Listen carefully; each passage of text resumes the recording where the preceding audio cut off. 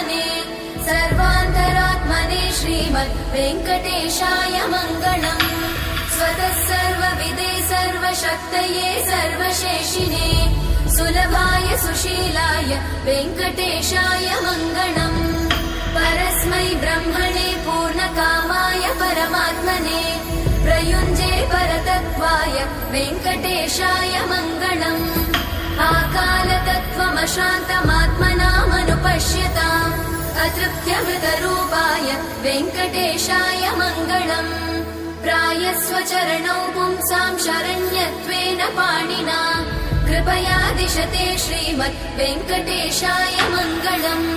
दयामृततरङ्गिण्यास्तरङ्गैरिव शीतलै अपाङ्गै सिञ्चते विश्वं वेङ्कटेशाय मङ्गलम्।